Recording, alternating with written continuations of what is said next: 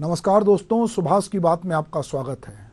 इधर के दिनों में राजनीतिक क्षेत्र में एक नारा बहुत बुलंद हुआ कि लड़की हूं लड़ सकती हूं, पर लड़कियों ने कहा लड़की हूं पढ़ सकती हूं और लड़कों से बेहतर पढ़ सकती हूं। यही वजह है कि जब भी लड़कियां किसी एग्जाम में शामिल होती हैं, अधिकांश समय हम पिछले एक दशक से देख रहे हैं कि लड़कियां लड़कों की तुलना में ज़्यादा बाजी मारती हैं। आज छत्तीसगढ़ माध्यमिक शिक्षा मंडल ने 10वीं और 12वीं के नतीजे जारी किए। इस बार भी छात्राओं ने बाजी मारी। 12वीं में करीब 80% से ज़्यादा और 10वीं में 75% से ज़्यादा बच्चे सफल रहे। जिन छात्रों ने इन परीक्षाओं में सफलता हासिल की, उन्हें हर तरफ से बधाई और शुभकामनाएं मिल रही हैं। हमारे ऐसा माना जाता है कि जो जीता वो सिकंदर। अब वो जीता कैसे?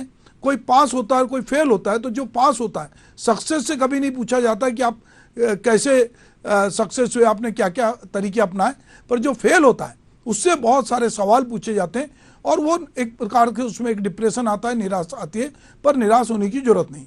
ये परीक्षा जो है पूरी जिंदगी की सफलता और असफलता का पर्याय नहीं है, ये सिर्फ एक पड़ाव है। इस परीक्षा में जिन छात्रों को किसी भी कारण से सफलता नहीं मिल पाई, वो किसी तरह हताश नहीं होना चाहिए उनको। वैसे भी बहुत सारे अवसर मिलते हैं आपको परीक्षा देने के, और ये परीक्षा कोई निर्णायक नहीं होती है।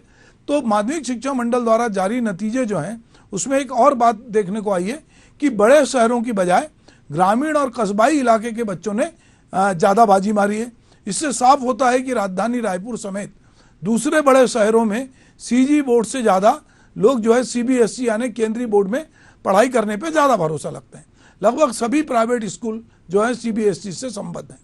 वहीं ग्रामीण और कस्बाई इलाकों में राज्य बोर्ड से पढ़ाई ज़्यादा हो रही है। शहरों में महंगे स्कूलों में पढ़ने वाले बच्चे भी ट्यूशन और कोचिंग के भरोसे पढ़ाई कर रहे हैं। लेकिन ग्रामीण इलाकों में अभी भी जो है सरकारी स्कूल या सरस्वती शिशु मंदिर कहें, आत्मानंद विद्यालय कहें, इनमें जो है बच्चे ज़्यादा पढ़ाई करते देखते हैं। कम संसाधनों के बावजूद इन बच्चों ने जिस तरह की सफलता हासिल की है, उसकी हौसला अफजाई सभी कर रहे हैं। मुख्यमंत्री विष्णुदेव साय ने आज जारी 10वीं और 12वीं बोर्ड के परीक्षा परिणामों पर सभी उत्तीर्ण विद्यार्थियों को अपनी बधाई और शुभकामना देते हुए उनके उज्जवल भविष्य की कामना की है। और उन्होंने जिन बच्चों के परिणाम उम्मीद के मुताबिक नहीं आए, उन्होंने कहा है कि उनको निराश होना नहीं चाहिए, निरंतर मेहनत करते रहें, भविष्य में और बेहतर करने के कई मौके मिलेंगे, एक दिन सफलता जरूर आपके कदम चूमेगी। यहाँ रुककर हम एक बात करना चाहते हैं कि हमारे यहाँ बहुत सारे ऐसे बड़े बड़े आइकान हैं। हम आइंस्टीन से लेकर अमिताभ बच्चन तक की बात कर सकते हैं कि जो आकाशवाणी के कैजुअल अनाउंसर के रूप में जाते हैं और वो जो है वहाँ पर उनकी आवाज़ का जादू नहीं चलता और फेल हो जाते हैं। बहुत सारे लोग हैं जिनको कि नाटक अभिनय के क्षेत्र में जो बड़े नाम हैं उनका एनएसडी में सिलेक्शन नहीं होता। बहुत सारे ऐसे लोग हैं जो अलग अलग जगह असफल होते हैं, पर बाद में वो अपनी सफलता के झंडे गाड़ते हैं। तो आज जो है सफलता तक जो है इसका पर्याय नहीं मानना चाहिए।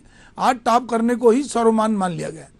जैसे बोर्ड के एग्जाम हो या कोई दूसरा प्रतियोगी परीक्षा में बच्चों के साथ ही अभिभावक भी जन्म मरण का इसको प्रश्न बना लेते हैं और वो सोचते हैं कि हमारा बच्चा अव्वल है। इसमें सबसे खतरनाक रोल प्ले कर रहा है बाजारवाद। दरअसल कोचिंग संस्था और महंगे प्राइवेट स्कूल इसी का लालच और भ्रमजाल पैदा करके अपनी रोटी सेक रहे हैं। बोर्ड परीक्षा का दबाव कई बार बच्चों के लिए नुकसानदेह साबित होता है। दरअसल परीक्षा का बोझ और अच्छे नंबरों से पास होने का दबाव कई बार बच्चों के लिए जानलेवा भी साबित हो रहा है। इस वर्ष यूपी बोर्ड की परीक्षा का रिजल्ट आने से पहले ही प्रयागराज में एक हाई स्कूल के छात्र ने केवल इसलिए खुदकुशी कर ली क्योंकि उसे ये डर था कि वो परीक्षा में फेल हो जाएगा। इस बच्चे ने अपने सुसाइडल नोट में लिखा था कि उसे फेल होने का डर है, इस वजह से वो आत्महत्या कर रहा है। बात करें छत्तीसगढ़ की, तो यहाँ एक हफ्ते के भीतर ही कोरबा जिले में एक छात्र ने 12वीं की परीक्षा में असफल होने के डर से मौत को गले लगा लिया। कोरबा जिले के फतेहगंज में रहने वाला यह छात्र बायो विषय लेके पढ़ाई कर रहा था। बोर्ड परीक्षा के बाद से वह काफ़ी परेशान था। इस बीच रिजल्ट आने से पहले उसने एक कदम उठा लिया। नीट और जेईई की परीक्षा की कोचिंग के लिए बड़े हब के तौर पे चर्चित राजस्थान के कोटा में जिस तरह की खबरें पिछले कई सालों से देखने सुनने मिलती है, वो हमको झकझोरती है। और इस पर बहुत सारी अच्छी फिल्में भी हाल के दिनों में आई है जो बताती है कि वहाँ बच्चे किस तरह डिप्रेशन में, किस तरह कंपटीशन को लेकर उनके मन में एक डर होता है, एक सनक होती है, या माता पिता के इतना दबाव होता है कि वो सिलेक्ट हो, कि उनको आईआईटी में जाना ही है, उनको मेडिकल में जाना, और वो दबाव को वो नहीं झेल पाते। यहाँ से हर साल डॉक्टर इंजीनियर बनाने के ख्वाब लिए हजारों छात्र आते हैं उनमें से कई इस तरह के दबाव को नहीं झेल पाते और मौत को गले लगा लेते हैं। छात्र किन वजहों से दबाव में हैं, इस तरह के आत्मघाती कदम उठा रहे हैं? इनमें यदि हम प्रमुख बातें करें तो एकेडमिक दबाव, अकेलापन, असफल होने से डर से मानसिक दबाव, सोशल इकोनॉमी इसमें प्रमुख है। ऐसा देखा जाता है कि परीक्षा शुरू होने से पहले ही कई छात्र भयभीत हो जाते हैं, ठीक से पढ़ाई नहीं कर पाते और छात्र छात्राओं के मन में फेल होने का डर बैठ जाता है। जबकि शिक्षकों का कहना है कि डरने की कोई जरूरत नहीं, आराम से खुले मन से परीक्षा दीजिए।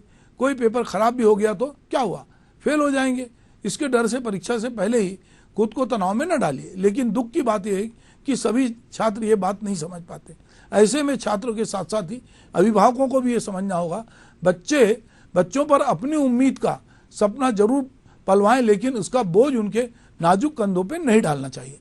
तो हम ये देखते हैं कि ये जो रिजल्ट आया है, ये कुछ चीज़ों को हमको सोचने पे मजबूर करता है कि 10वीं के बाद बच्चा विषय चुनता है, 12वीं के बाद वो कॉलेज कैंपस ढूंढता है। आज अलग अलग डिग्री लेने से महत्वपूर्ण ये हो गया कि किस कॉलेज में आपका एडमिशन हो रहा है, किस यूनिवर्सिटी में आपका एडमिशन हो रहा है और वहाँ कट ऑफ परसेंटेज क्या है। अभी हम देखते हैं कि दिल्ली में जो कट ऑफ परसेंटेज होता है अलग अलग सब्जेक्ट में, वो 97%, 98% होता है। बहुत सारे जो नामी गिरामी कॉलेज हैं वहाँ पे एडमिशन की मारामार होती है। आप फर्स्ट क्लास आए हों फिर भी आपका एडमिशन नहीं होता है। और अगर जहाँ पे कॉम्पिटिटिव एग्जाम के थ्रू एडमिशन होता है, जैसे IIT, मेडिकल कॉलेज या बाकी जहाँ पे कि आपको एंट्रेंस एग्जाम देना पड़ता है, वहाँ कुछ ज़्यादा ही दबाव होता है। तो कई बार जो ड्रॉप आउट का परसेंटेज है, हम देखते हैं कि बच्चा 5वीं तक ड्रॉप आउट होता है, फिर 8वीं तक होता है, फिर 10वीं में होता है, 12वीं में होता है और कॉलेज फिर उसकी तुलना में लोग कम पहुँचते हैं। तो इसमें कई तो कारण आर्थिक भी होते हैं। कई को लगता है कि हम आगे पढ़ के क्या करेंगे, हमारी पारिवारिक जिम्मेदारी है, या हम उतनी गंभीरता से पढ़ाई नहीं कर सकते, तो धीरे धीरे ड्रॉप आउट हो रहा है। पर जो ये एक पढ़े लिखे नौजवानों की भी भीड़ इकट्ठी हो रही है कि कई लोगों को लगता है कि पढ़ के भी क्या फ़ायदा होगा। अगर जब तक शिक्षा को हुनर के साथ नहीं जोड़ेंगे, जो नई शिक्षा में इसकी वकालत की गई है, तब तक बहुत बार पढ़ाई भी उस तरह से काम नहीं आएगी। अगर कोई लड़का 10वीं या 12वीं पास भी कर लेता है, बोर्ड परीक्षा निकाल लेता है, तो वो क्या बनेगा? अब वो शिक्षाकर्मी भी नहीं बन सकता, वो शिक्षक भी नहीं बन सकता। पहले तो बन जाते थे। अब आपके पास कोई ना कोई हुनर चाहिए, आपको कंप्यूटर आना चाहिए, आपको कोई स्किल आना चाहिए। तो हमको लगता है कि अभी हम लोगों को इस बात पर भी सोचने की जरूरत है कि जो कौशल है उन्नयन, उसका कार्यक्रम किस तरह स्कूलों में चले, रोजगार के साथ शिक्षा को कैसे जोड़ा जाए।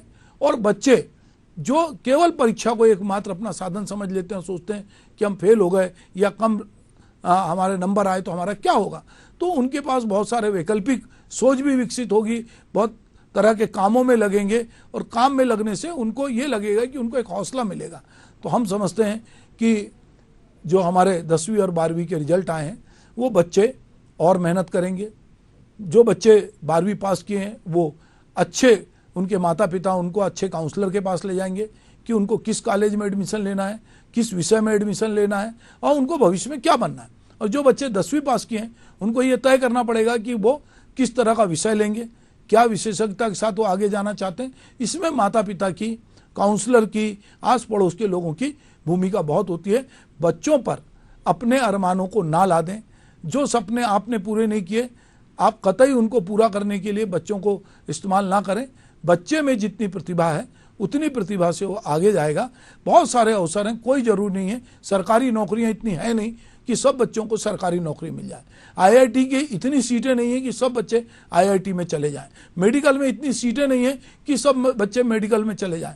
तो आपको तय करना पड़ेगा कि आप अपने बच्चे में कौन सा हुनर देखते हैं, कौन सी प्रतिभा देखते हैं और उस प्रतिभा के साथ आप उसे किस तरह से आगे बढ़ाते हैं, किस तरह से मॉरल सपोर्ट देते हैं, उसको जीवन जीने के लिए कितना प्रोत्साहित करते हैं। और यदि उसकी कोई असफलता होती है तो आप उसके कंधे पे हाथ रख के कहेंगे कि कोई बात नहीं, गिरते हैं सहसवार ही मैदान जंग में, वो क्या गिरेंगे जो घुटनों के बल चले। तो आप बच्चों की हौसला अफजाई कीजिए। नमस्कार।